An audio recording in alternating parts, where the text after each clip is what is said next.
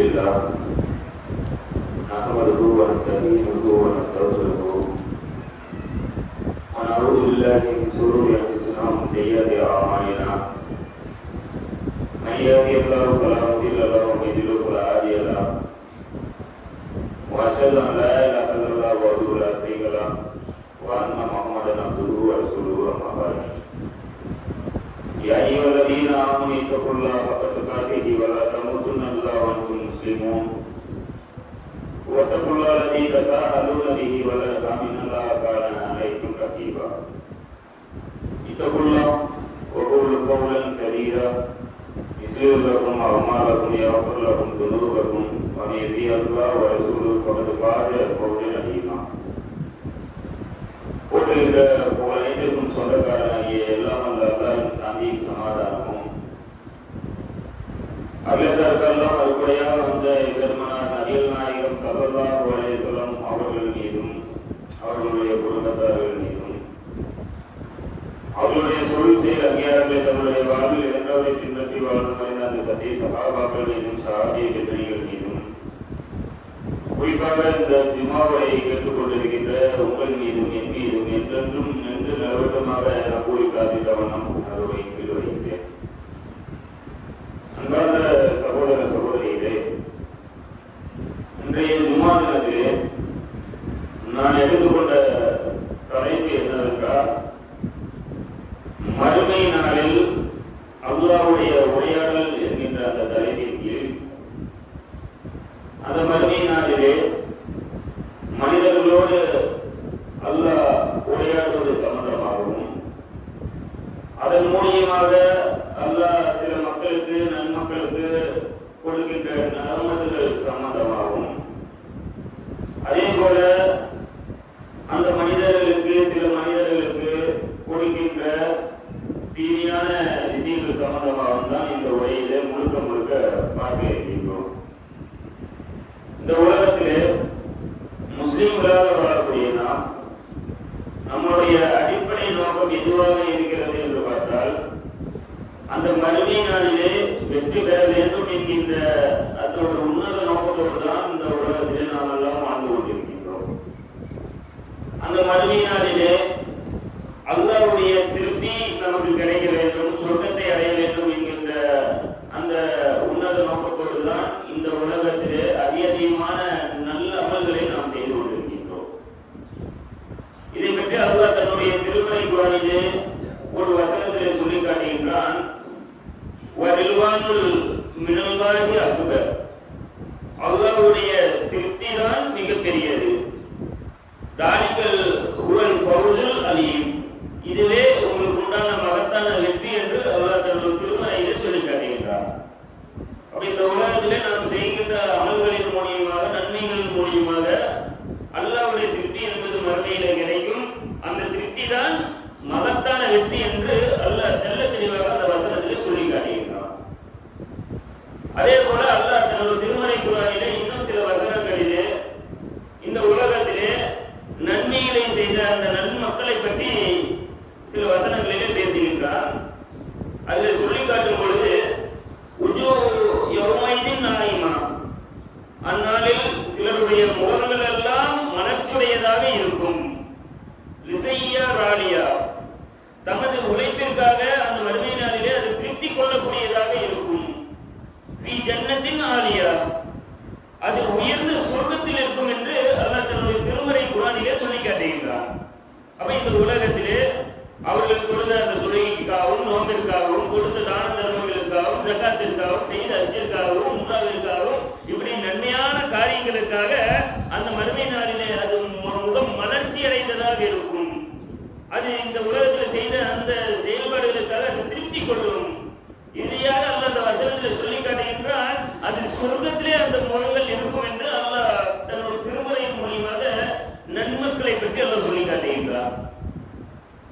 அதே போல நபிகள் நாயகம் ஸல்லல்லாஹு அலைஹி வஸல்லம் அவர்கள் மறுமை நாளிலே இருக்கின்ற சில மக்களை பற்றி அல்லாஹ்வின் தூதர் நபிகள் நாயகம் ஸல்லல்லாஹு அலைஹி வஸல்லம் அவர்கள் அல்லாஹ் தன்னுடைய திருமறையில் சொன்ன அந்த சில வசனங்களை ஓதி காட்டுவதன் மூலமாக சொல்லி காட்டுகின்றார்கள். அல்லாஹ் அந்த சில வசனங்களில் என்ன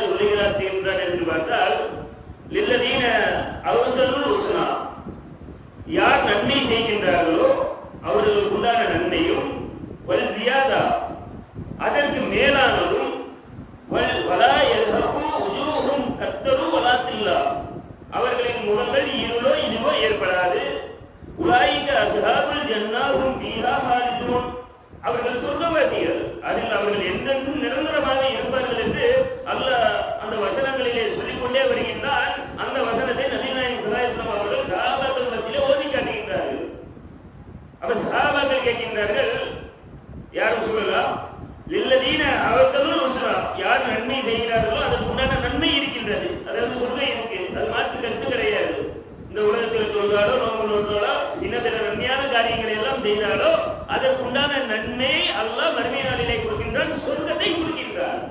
அதிலே அல்லாஹ் அதிலே சொல்லி காட்டுகின்றார்.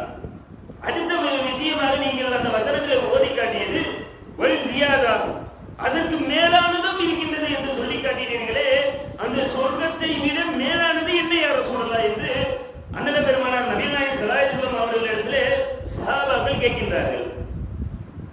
உடனே நபிகள் நாயகம் ஸல்லல்லாஹு அலைஹி வஸல்லம் அவர்கள் அதற்கு பதிலளிக்கின்ற அந்த நேரத்தில் இன்னொரு கேள்வியும் எழுப்பப்படுகின்றது. எப்படிப்பட்ட கேள்வி என்றால், யா ரசூலுல்லாஹ், அந்த மறுமை நாளிலே நாம் எல்லாம் அல்லாஹ்வை பார்க்க முடியுமா, அல்லாஹ்வுடைய முகத்தை பார்க்க முடியுமா என்று அந்த இடத்துல வினா எழுப்புகின்றார்கள்.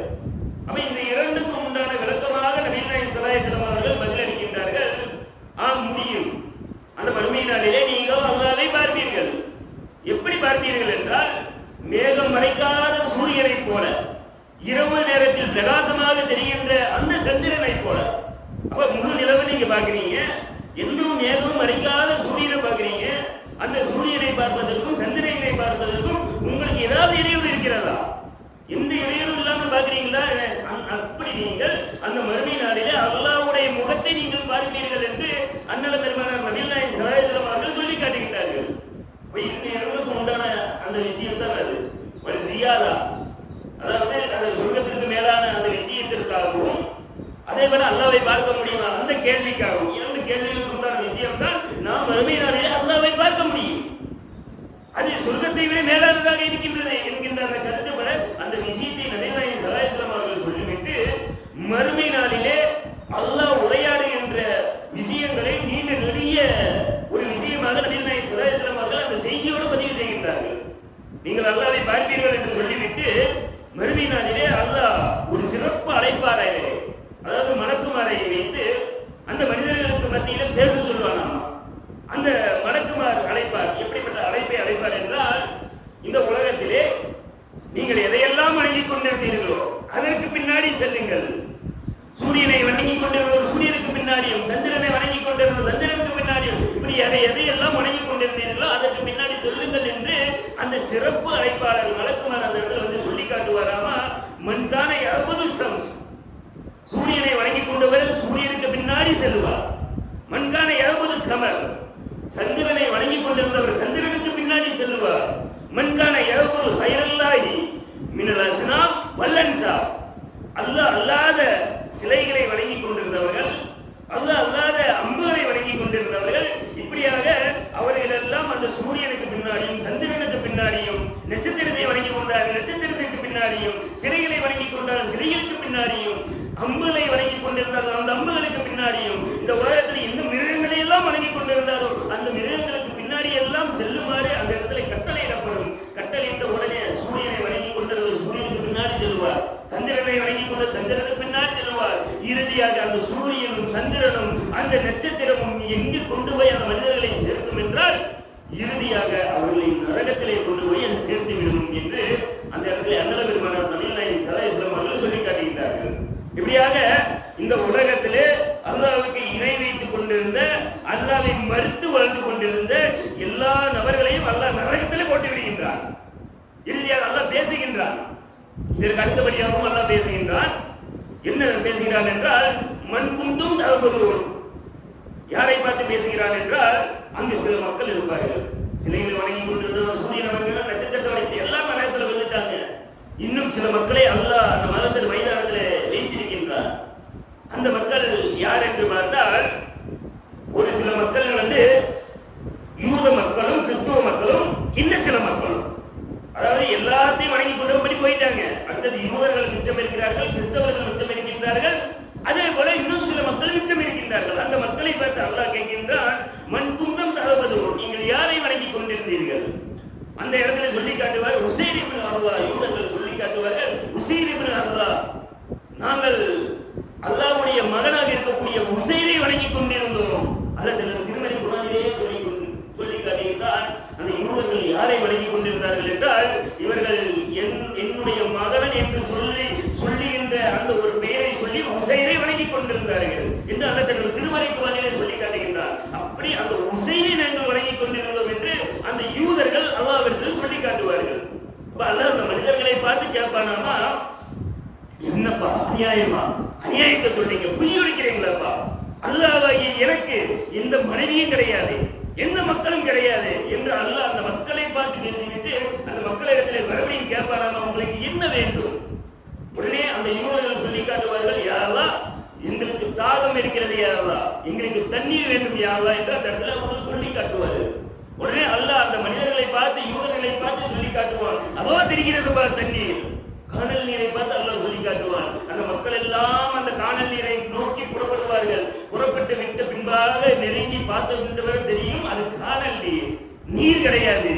அந்த காணல் நீர் இருந்த இடத்திலே அல்லாஹ் நரகத்தை கொண்டு வருவான். நரகத்திலே முகம் குப்புற அந்த யூதர்கள் விழுந்து விடுவார்கள்.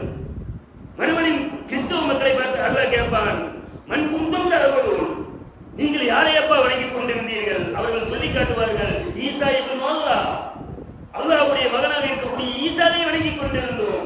அல்லாஹ் அந்த இடத்துல சொல்லி காட்டுவார், பொய் உரைக்கின்றீர்கள். அல்லாஹ்வாகிய எனக்கு எந்த மனைவியும் கிடையாது, எந்த மக்களும் கிடையாது என்று அல்லாஹ் சொல்லிவிட்டு உங்களுக்கு என்ன வேண்டும் என்று அந்த மனிதர்களிடத்திலே கேட்பான், கிறிஸ்தவர்களிடத்திலே கேட்பான். இவர்கள் என்ன பதிலை சொன்னார்களோ அதே பதிலை அந்த கிறிஸ்தவர்களும் சொல்லி காட்டுவார்கள், யா அல்லாஹ், எங்களுக்கு தாகம் இருக்கிறது யா அல்லாஹ், எங்களுக்கு தண்ணீர் வேண்டும், அதோ தெரிகிறது பாரு அந்த நீர். உடனே அவர்கள் செல்லுவார்கள், காணல் நீராக இருக்கும் அந்த இடத்துல அந்த நரகத்தை கொண்டு வந்து அவர்கள் அந்த நரகத்தில் முகம் குப்புற விழுவார்கள். இறுதியாக ஒரு 3 கூட்டம் இருக்கும் அந்த மனுஷன் மைதானத்திலே நின்று கொண்டிருப்பார்கள். யார் என்று அதை அவர்கள் சொல்லி காட்டும் பொழுது, இந்த உலகத்திலே அல்லாஹ்வை மட்டுமே வணங்கி, அல்லாஹ்வுக்கு எந்த இணையும் வைக்காமல் அல்லாஹ்வை மட்டுமே வணங்கி கொண்டிருந்து அதிகமான அமல்களை செய்திருந்த நல்லடியார்கள், நல்ல மக்கள் இருப்பார்கள். அதே போல 2வது மக்கள் யார் என்றால் அவர்கள் அல்லாஹ்வை மட்டுமே வணங்கியவர்கள். ஆனால் எப்படிப்பட்டவர்களாக இருந்தார்கள்? முதல் நபர்கள் அதிகமான நன்மைகளை செய்தவர்கள், பாவத்தை குறைவாக செய்தவர்கள். ஆனால் 2வது சாரார் எப்படிப்பட்டவர்கள் என்றால் அல்லாஹ்வை வணங்கி கொண்டிருந்தார்கள், அல்லாஹ்வுக்கு இணையாக எதையும் வைக்காமல் இருந்தார்கள், ஆனால் அதிகமான பாவங்களிலே ஈடுபட்டுக் கொண்டிருந்தார்கள். இந்த உலகத்துல வட்டியா வாங்கிட்டு இருந்தான், விபச்சாரத்தை செஞ்சுட்டு இருந்தான், அதே போல கோழி சொல்லிட்டு இருந்தான், புறம் பேசிட்டு இருந்தான். எதையெல்லாம் செய்யக்கூடாத அத்தனை தீயமான காரியம் செய்து கொண்டு அல்லாஹ்வை வணங்கி கொண்டிருந்தான். இப்படிப்பட்ட 2வது சாரார்களும் அந்த மறுமையினாலே இருப்பார்கள்.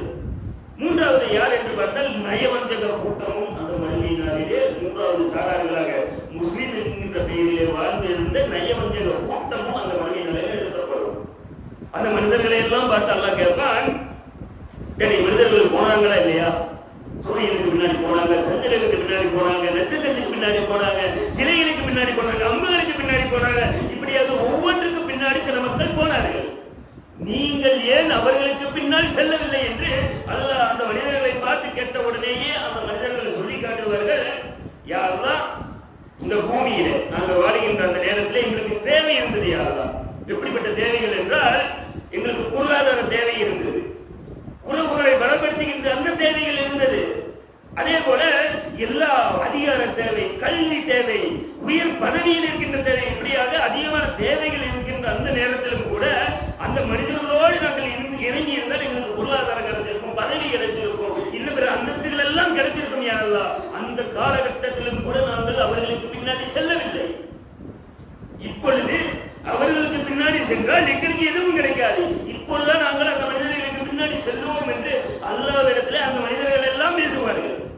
அப்பொழுது அந்த ஹதீஸிலேயே பதிவு செய்யப்படுகின்றது, அல்லாஹ் அந்த மனிதர்களுக்கு மத்தியில் காட்சி அளிப்பதாக பதிவு செய்யப்படுகின்றது. எப்படிப்பட்ட காட்சி என்றால், அல்லாஹ் ஆரம்ப கட்டமாக ஒரு காட்சி அளிப்பான், 2வது காட்சியை அளிப்பதாக அந்த இடத்துல பதிவு செய்கின்றது. எப்படிப்பட்ட பதிவு என்றால், இந்த காட்சியில அல்லாஹ் தன்னுடைய உருவத்தை மாற்றி அல்லாஹ் காட்டுகின்றார்.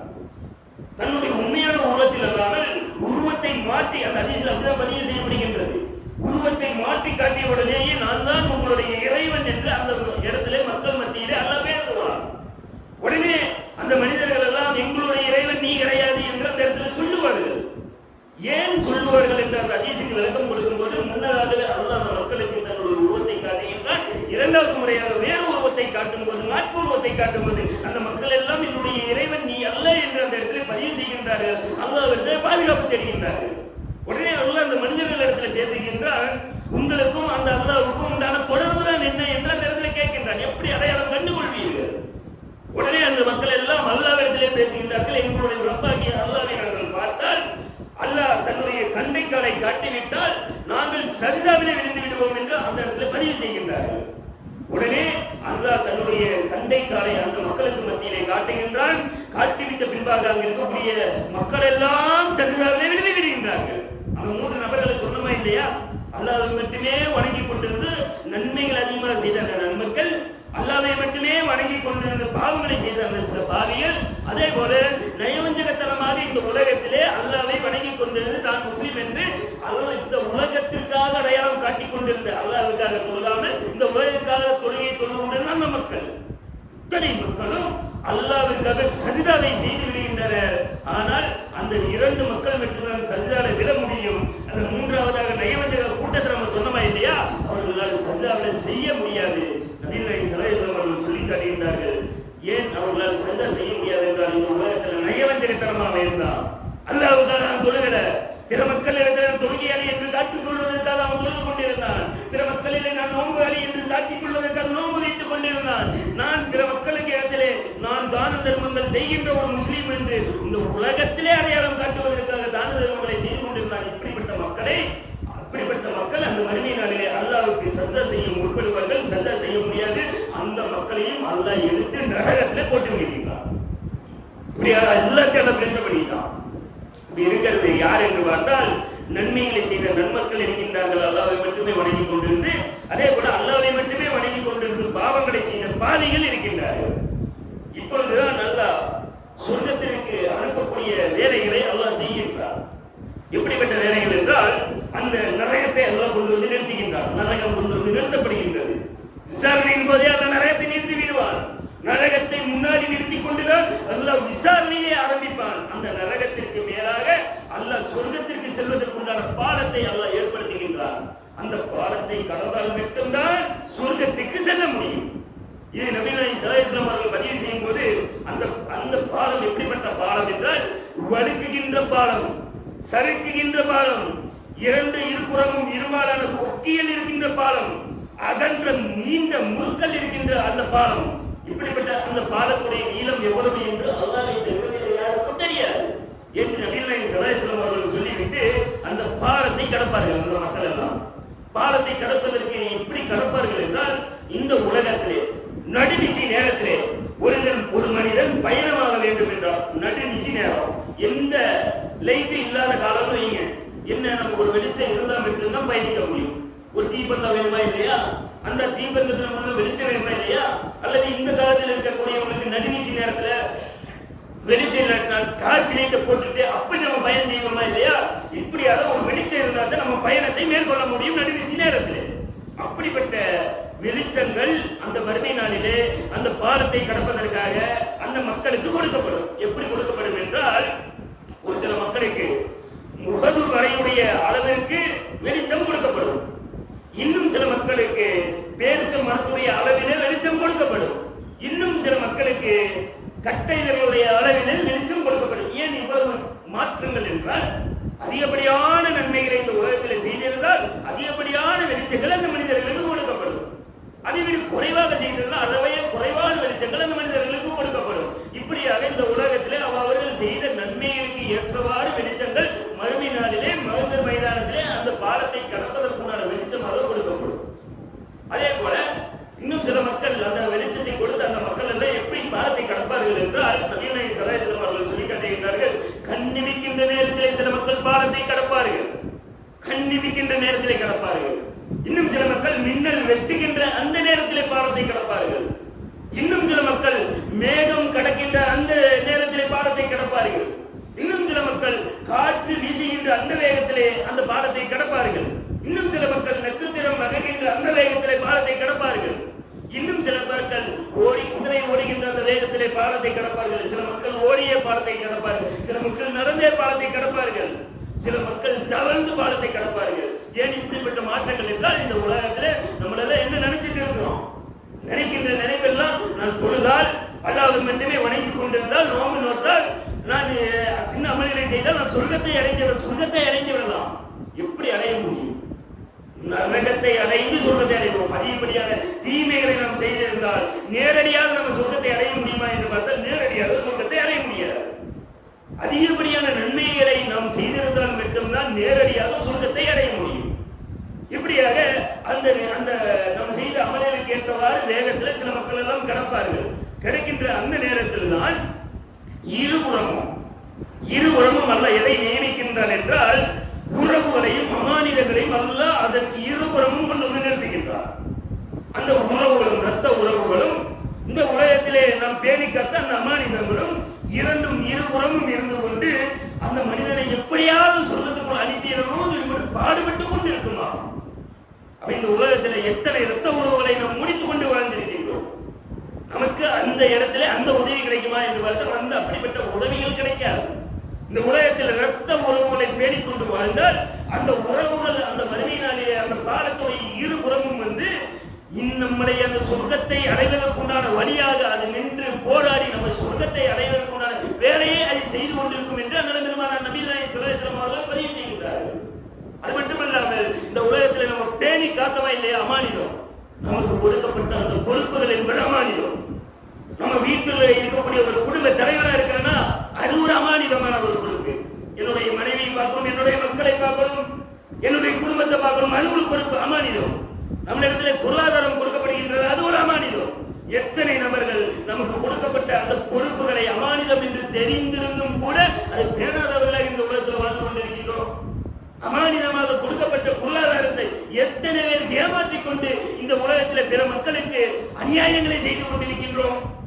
ரகசியங்களை சில மக்கள் சொல்லி காட்டுவார்கள், இதை அமானிதமாக வைத்துக் கொள்ளுங்கள், ஆனால் ரகசியத்தை பெற மாட்டோம், வெளிப்படையாக வெளிப்படுத்தி விடுவோம். எப்படி எல்லாம் நாம் அமானிதத்தை பேணாமல் இருந்து கொண்டிருக்கின்றோம். இப்படியாக இந்த உலகத்திலே நாம் அமானிதத்தை பேணிக் கொண்டு வாழ்ந்தால் அந்த மறுமை நாளிலே அந்த பாலத்துறை இருபுறங்களிலும் இரத்த உறவுகளும் அமானிதமும் இந்த மனிதனை எப்படியாவது நான் சொர்க்கத்தில் சேர்த்திடணும் என்று போராடி கொண்டிருக்கும் என்று அண்ணன் பெருமான நபிகள் நாயகம் ஸல்லல்லாஹு அலைஹி வஸல்லம் அவர்கள் பதிவு செய்கின்றார்கள்.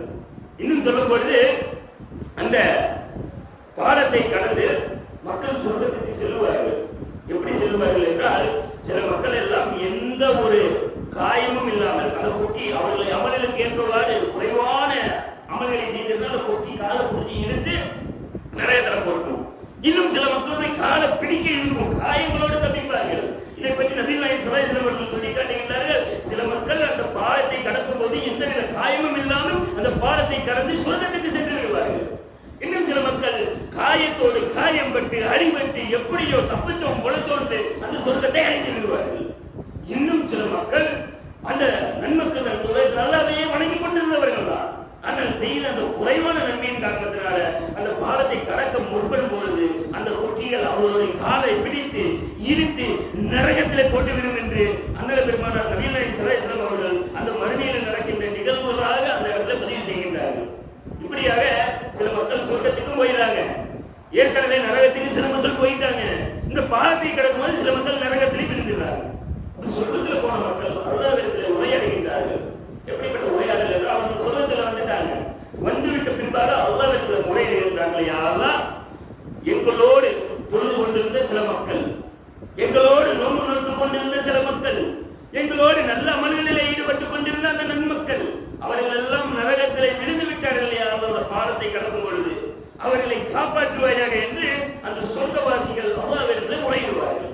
உடனே அல்லாஹ் அந்த மனிதர்களுக்கு சொல்லி காட்டுவான், எவனுடைய உள்ளத்திலே ஒரு தீனார் அளவு, அந்த தேசபதியில் ஒரு தீனார் அளவு வருகின்றது, அதே மாதிரி ஒரு பொற்காசு அளவும் வருகின்றது. ஒரு தீனார் அளவு எவனுடைய உள்ளத்திலே ஈமான் இருக்கின்றதோ அவர்களை அந்த நரகத்தில் இருந்து எடுத்து அப்படி சொர்க்கத்தில் போட்டுருங்க சொல்லும் பொழுது அந்த மக்கள் போய் அந்த மக்களை தேடி எடுப்பார்கள். அவர்கள் கரிந்த நிலையிலே, காரெல்லாம் கரிக்கட்டையான நிலையிலே இருப்பார்கள். எப்படி இருப்பார்கள் என்றால் அவர்களுடைய முகத்திற்கு மட்டும் அல்லாஹ் அதை தீண்டக்கூடாது என்று நரகத்திற்கு கட்டளையிட்டு இருப்பார்கள். என்றால் அவர்கள் தொழுகையார்கள், இந்த உலகத்தில் தொழுது இருப்பார்கள். ஆனால் குறைவான நன்மையை செய்திருந்தார்கள், அல்லாஹ்வை மட்டுமே வணங்கிக் கொண்டிருந்தார்கள். அவர்கள் அவர்களுடைய முகம் கருதாமல் இருந்து கொண்டிருக்கும். அவர்களை அடையாளம் கண்டு அந்த ஒரு தீனார் அளவு ஈமான் கொண்ட மக்களை அந்த மக்கள் எடுத்துக்கொண்டு சொர்க்கத்திற்கு சேர்த்து விடுகின்றார்கள். அடுத்ததாக மறுபடியும் அல்லாஹ் கட்டளையிடுகின்றான், எவனுடைய உள்ளத்திலே அறதீனார் அளவுக்கு ஈமான் இருக்கின்றதோ அவர்களையும் அந்த நரகத்தில் இருந்த இடத்தில் சொர்க்கத்தில் போடுகின்ற அல்லாஹ் கட்டளையிடுகின்றான்.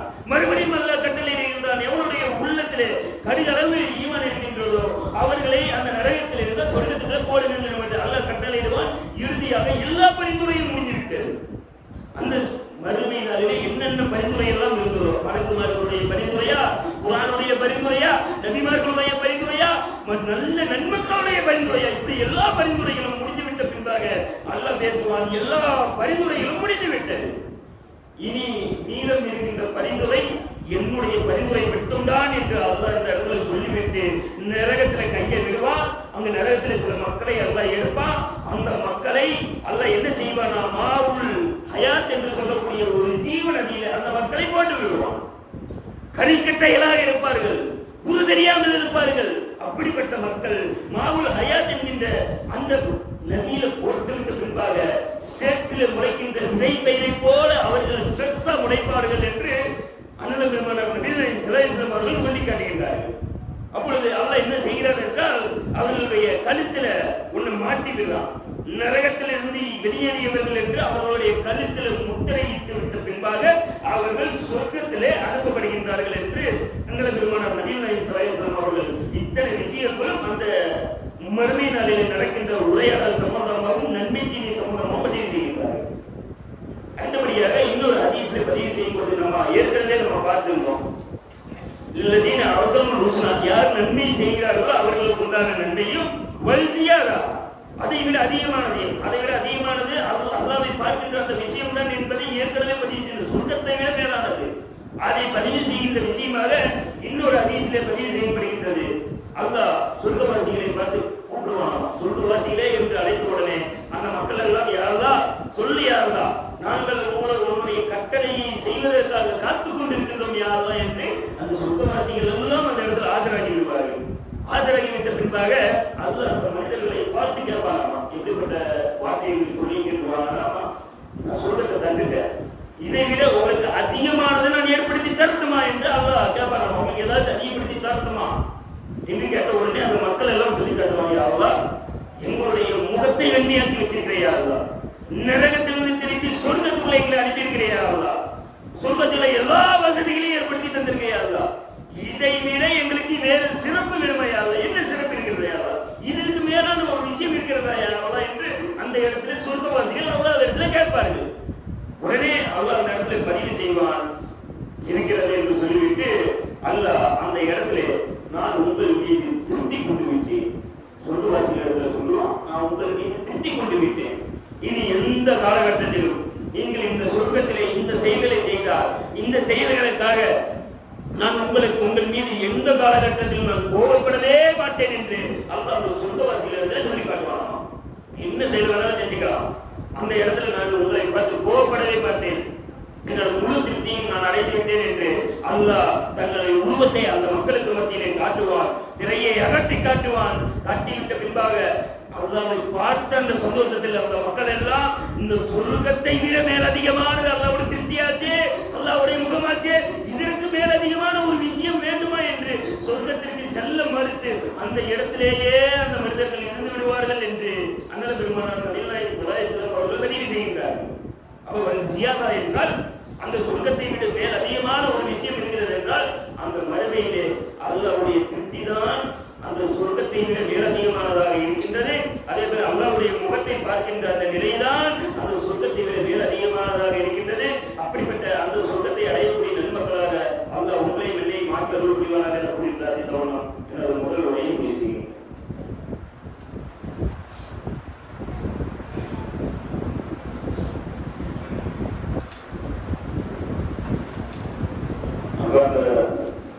சகோதர சகோதரிகளே, முதல்வரையிலே இந்த மறுமை நாளிலே அல்லாஹ்வுடைய உரையாடல் என்கின்ற அந்த தலைமைக்கு மறுமை நாளிலே அல்லாஹ்வுடைய உரையாடல் சம்பந்தமாகவும் சில மக்களுக்கு கிடைக்கின்ற நன்மைகள் சம்பந்தமாகவும் தீமைகள் சம்பந்தமாகவும் நாம் முதல் உரையிலே பார்த்தோம். இரண்டாவது உரையிலே பார்க்கிறோம் என்றால் இன்றைய தினம் நாம் சாபான் மாதத்தை அடைய இருக்கின்றோம். முதல் பிறை இன்றைய மாதிரியிலிருந்து ஆரம்பமாகிறது. இன்றைய நாளிலே இந்த மாதத்தை பொறுத்தவரைக்கும் சில அமல்களை வணக்க வழிபாடுகளாக செய்து கொண்டிருக்கிறார்கள். பொதுவாகவே மாதங்களுடைய சிறப்புகள் என்றால் தன்னுடைய திருமறை குர்ஆனிலே பதிவு செய்கிறார். எப்படி பதிவு செய்கிறார் என்றால், இந்த உலகம் படைக்கப்பட்ட அந்த நாளிலிருந்து இன்று வரை மாதங்களுடைய எண்ணிக்கை என்பது 12. அதாவது மாதங்களுடைய எண்ணிக்கை என்பது 12. அந்த 12 மாதங்களில் 4 மாதங்கள் புனிதமானவை என்று அல்லாஹ் தனது திருமறையிலே சொல்லி காட்டுகிறார். அது என்னென்ன மாதங்கள் என்று பார்க்கின்ற வேளையிலே நபிகள் ஸல்லல்லாஹு அலைஹி வஸல்லம் அவர்கள் சொல்லி காட்டுகின்றனர். துல்காதா மாதம், துல்ஹஜ் மாதம், முஹர்ரம் மாதம், ரஜப மாதம். இந்த 4 மாதங்கள் தான் புனிதமான மாதங்கள். இந்த மாதத்துடைய அடிப்படை விஷயம் என்ன என்று பார்த்தால், போர் செய்யக்கூடாது, போரை துவங்கக்கூடாது. ஒருவேளை போரிட்டு நம்ம போர் செய்வதற்கு அனுமதி இருக்கின்றது. ஒருவேளை போரை நம்மளா துவங்கி போவதற்கு அனுமதி இந்த 4 மாதங்களில் கிடையாது. இது புனிதமான மாதங்களாக அல்லாஹ் அறிவிப்பு செய்கிறான். அதே போல இன்னும் சிறப்பான மாதமாக ரமலான் மாதத்தை அல்லாஹ் நமக்கு தந்திருக்கின்றான். ரமலான் மாதத்தை பொறுத்த வரைக்கும் நாம் சொல்ல வேண்டிய அவசியமே கிடையாது. எல்லா மக்களுக்கும் தெரியும், குர்ஆன் இறக்கி அருளிய மாதம். எல்லா மனிதர்களுக்கும், எல்லா முஸ்லிம்களுக்கும் தெரிந்த ஒரு விஷயம். ஆனால் இந்த ஷாபான் மாதத்தை பற்றி ஏதாவது தனி சிறப்புகள் இருக்கின்றதா என்று பார்த்தால் எந்த தனி சிறப்புகளும் கிடையாது.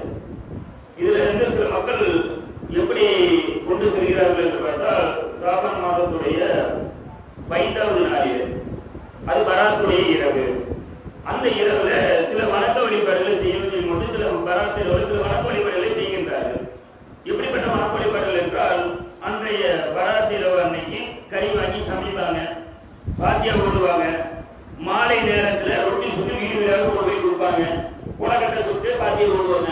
இப்படியான ஒரு சில விஷயங்களை செஞ்சுட்டு வருவாங்க, நன்மையான காரியம் இந்த பெயரில். அதே மாதிரி 3 யாசினை ஓடுவாங்க. யாருக்காக ஓடுவாங்கன்னா, ஒரு யாசின் வந்து பாவ மன்னிப்புக்காக அவங்க எழுதி வச்சிருக்காங்க. அதே மாதிரி இன்னொரு யாசின் யாருக்காக, கபராளிகளுக்காக. 3வது யாசின் யாருக்குன்னு சொல்லி பார்த்தா, நமக்கு பரக்கத்து கிடைப்பதற்காக சொல்லி இல்லாத விஷயத்தை நபிகள் நாயகம் ஸல்லல்லாஹு அலைஹி வஸல்லம் அவர்கள் காட்டி தராத ஒரு விஷயத்தை அமல்களாக செய்து கொண்டிருக்கின்றார்கள். ஒரு மார்க்கம் என்கின்ற பெயரிலே இது செய்தால் இது நன்மைன்னு சொல்லி அடையாளம் காட்டுவது யாருடைய வேலை? ரசூலுல்லாஹ் அதுக்காக தான் அவங்க வந்தாங்க. இறைத்தூதர் நபிகள் நாயகம் ஸல்லல்லாஹு அலைஹி வஸல்லம் அவர்கள் இறைத்தூதராக வந்ததுடைய அடிப்படை நோக்கம் என்னன்னு பார்த்தா, நமக்கு கொடுத்த அந்த நேர் வழியை காட்டுவதற்காக. அல்லாஹ் ஒருத்தர் தான் வணங்கணும், நான் அல்லாஹ்வுடைய தூதரா இருக்கேன், அதே மாதிரி அல்லாஹ் இதைத்தான் நமக்கு மார்க்கமாக சொல்லி காட்டியிருக்கின்றான், இதைத்தான் செய்யணும், இதெல்லாம் செய்யக்கூடாது, இதெல்லாம் வணக்க வழிபாடுகள் என்று நிர்ணயிக்கின்ற ஒரு விஷயம் தகுதி யாருக்கு இருக்கிறது என்று பார்த்தால், அல்லாஹ்வுக்கும் அல்லாஹ்வுடைய தூதருக்கு மட்டும்தான் இருக்கு. ஒரு வணக்க வழிபாடு தொழுகை சொல்லி யார் நம்ம தொழுகை சொல்லி தந்தாங்க? தொழுகை சொல்லி தந்தது அல்லாஹ் அல்லாஹ்வுடைய இறைத்தூதர் சொல்லி தந்தாங்க. நோன்பு அவங்க தான் சொல்லி தந்தாங்க. நம்ம கொடுக்கின்ற தான தர்மம் அவங்க தான் சொல்லி தந்தாங்க. நம்ம செய்கின்ற ஹஜ் அவங்க தான் சொல்லி தந்தாங்க. ஸகாத் அவங்க தான் சொல்லி தந்தாங்க. தான தர்மம் அவங்க தான் சொல்லி தந்தாங்க. இந்த பராத் இரவு சம்பந்தமா ஏதாவது ஒரு இடத்துல அன்னல பெருமானார் நபிகள் நாயகம் ஸல்லல்லாஹு அலைஹி வஸல்லம் அவர்கள் இன்றைய தினம் பராத் இரவு, இன்றைய தினம் நம்ம புலகட்டு சொல்லணும், இன்றைய தினம் நம்ம பாத்தியா ஓதணும், இன்றைய தினம் நம்ம 3 யாசின் ஓதணும். இந்த 3 யாசின் வந்து கபராளிகளுக்கு, நம்மளுடைய பாவ மன்னிப்புக்கு, அதே போல பரக்கத்து கிடைக்கும் சொல்லி எங்கேயாவது பதிவு செஞ்சிருக்கிறாங்களா சொல்லி பார்த்தா, அன்னல பெருமானார் நபிகள் நாயகம் ஸல்லல்லாஹு அலைஹி வஸல்லம் அவர்கள் எங்கேயுமே அடையாளம் காட்ட கிடையாது. இன்னும் சொல்ல போனால் நபிகள் நாயகம் ஸல்லல்லாஹு அலைஹி வஸல்லம் அவர்களுக்கு அப்பல் வந்து சஹாபாக்களாக அதை செஞ்சிருக்கிறாங்களா சொல்லி பார்த்துட்டு அவர்களும் செய்ய கிடையாது. இந்த மார்க்கத்தை பொறுத்த வரைக்கும் ஒரே ஒரு அளவுகோல் தான். நபிகள் நாயகம் ஸல்லல்லாஹு அலைஹி வஸல்லம் அவர்கள் வாழுகின்ற அந்த நேரத்திலேயே, அதாவது இறுதி அச்சின் போது, நபிகள் நாயகம் ஸல்லல்லாஹு அலைஹி வஸல்லம் அவர்கள் ஒரே ஒரு அச்சு தான் செஞ்சாங்க. அதுதான் இறுதி அச்சும் கூட. அந்த அச்சத்துல் விதாவின் போது நபிகள் நாயகம் ஸல்லல்லாஹு அலைஹி வஸல்லம் அவர்களுக்கு அல்லாஹ் ஒரு வசனத்தை இறக்குகின்றான். எப்படிப்பட்ட வசனம் என்றால், இவர்கள் எல்லாம் பார்த்து சிலாகிக்கக்கூடிய ஒரு வசனம். இந்த வசனம் எங்களுக்கு இறங்கியிருந்தால் இந்த நாளை நாங்கள் பெருநாள் தினமாக கொண்டாடி இருப்போம். அப்படிப்பட்ட ஒரு வசனம். என்ன வசனம் என்று பார்த்தால், அது யௌம அக்மல்து லக்கும் தீனுக்கும் வஅத்மம்து அலைக்கும் நிஅமதி வரலியது லக்கும் இஸ்லாம தீனா. இன்றைய தினம் உங்களுடைய மார்க்கத்தை நான் நிறைவு செய்து விட்டேன், எனது அருளை உங்களுக்கு நான் முழுமைப்படுத்தி விட்டேன், இந்த இஸ்லாத்தை உங்களுக்காக வாழ்க்கை நெறியாக நான் பொருத்திக் கொண்டேன் என்று அல்லாஹ் ஒரு வசனத்தை இறக்கிறான். அப்ப இதனுடைய அடிப்படை விஷயம் என்ன என்று பார்த்தால், நபிகள் நாயகம் ஸல்லல்லாஹு அலைஹி வஸல்லம் அவர்கள் வாழுகின்ற அந்த நேரத்திலேயே இந்த இஸ்லாமிய மார்க்கம் என்பது அங்கீகரிக்கப்பட்டு விட்டது. அதே போல நபிகள் நாயகம் ஸல்லல்லாஹு அலைஹி வஸல்லம் அவர்கள் வாழுகின்ற நேரத்திலேயே எதையெல்லாம் மார்க்கம் என்று சொல்லி காட்டினார்கள் அதான் மார்க்கம், எதையெல்லாம் மார்க்கம் இல்லை என்று சொல்லி காட்டினார்கள் அதெல்லாம் மார்க்கம் இல்லை. இன்னும் சொல்லப்பட்டால் நபிகள் நாயகம் ஸல்லல்லாஹு அலைஹி வஸல்லம் அவர்கள் அதிகமாக எச்சரிக்கை செய்த ஒரு விஷயம், எந்த முறையானாலும் இந்த விஷயத்தை சொல்லாமல் முறைய ஆரம்பிக்க மாட்டார்கள் என்று சொல்லுகின்ற அளவுக்கு அதிகப்படியான இடங்களில் நபிகள் நாயகம் ஸல்லல்லாஹு அலைஹி வஸல்லம் அவர்கள் பதிவு செய்திருக்கின்றார்கள். வாசனுல் ஹரி ஹரி முஹம்மத், வழிகாட்டுதலில் சிறந்த ரசூலுல்லாஹ்வுடைய வழிகாட்டுதல். அது ஆரம்பிக்கும் போது இன்ன அஸ்தக ஹதீஸி கிதாபுல்லாஹ், அதாவது உரைகளில் சிறந்தது அல்லாஹ்வுடைய வேதம். வாசனுல் ஹரி ஹரி முஹம்மது நபி ஸல்லல்லாஹு அலைஹி வஸல்லம் வழிகாட்டுதலில் சிறந்தது முஹம்மது ஸல்லல்லாஹு அலைஹி வஸல்லம் அவர்களுடைய வழிகாட்டுதல். வஸர்ருல் உமூரி முஹதஸாத்துஹா, செயல்களிலே தீயவை எது என்றால் மார்க்கத்தின் பெயரால் புதிதாக உருவாக்கப்படுகின்றது. அதே போல குல்ல முஹதஸத்தின் பித்ஆ, அப்படி உருவாக்கப்படுகின்ற ஒவ்வொரு விஷயமும் அனாச்சாரம்.